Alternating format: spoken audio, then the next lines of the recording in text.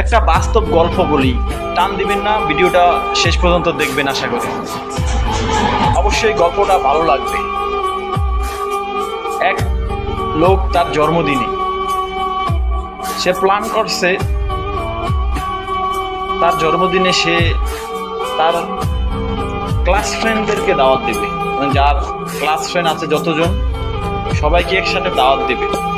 তার জন্মদিনের কেক কাটাও হয়ে যাবে এবং সবার সাথে সবার একটা ভালো সম্পর্ক হয়ে যাবে।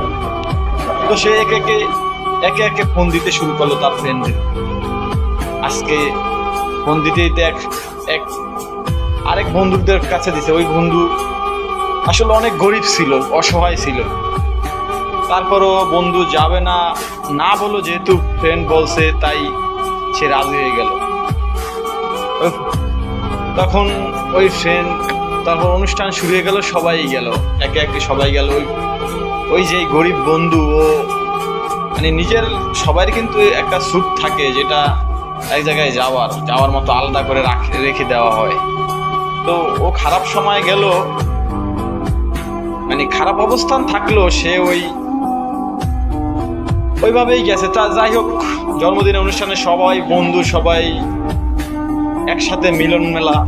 তো এক পর্যায়ে এক বন্ধুর হাতের একটা আংটি ছিল, হঠাৎ করে আংটি পায় না।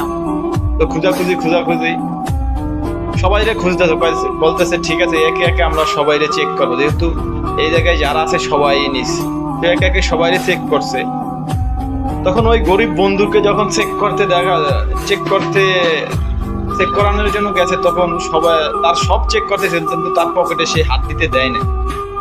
এখন বারবার বলতেছে দেন তুমি ওকে চেক করো হাতে। তখন সবাই ভেবে নিয়েছে যেহেতু ওর পকেটে চেক করতে দেয় না, তো ওই এই আংটিটা চুরি করছে।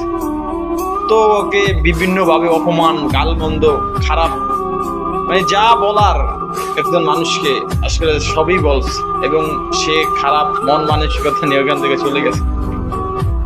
তো ওই বন্ধু যার আংটি মানে হারিয়ে গেছে, ও যখন নিজের ব্লেজার বা খুলতে গেছে, তখন দেখে ওই ব্লেজারের ভিতরেই তার ওই আংটি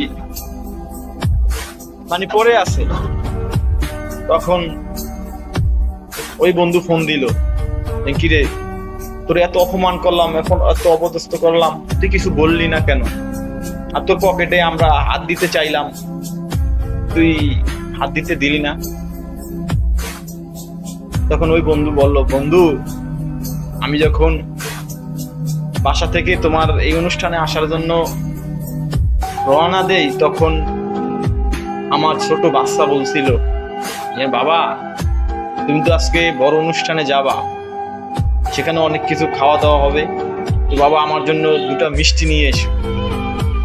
আসলে আমি তো বাবা, আমি তার কথা রাখতে গিয়ে 2টা মিষ্টি আমি খাওয়ার সময় কাগজে করে আমার পকেটে নেই।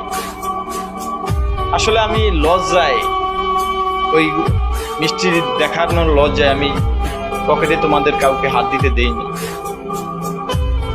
আসলে মানুষকে চেনাটা, মানুষকে আপনি চিনতে পারবেন না, মানুষের মন মানসিকতা, মানুষের চেহারা দেখে চিনবেন না।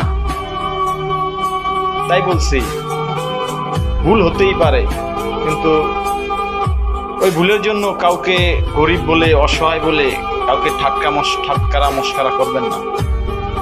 ধন্যবাদ, আশা করি বুঝতে পারছেন।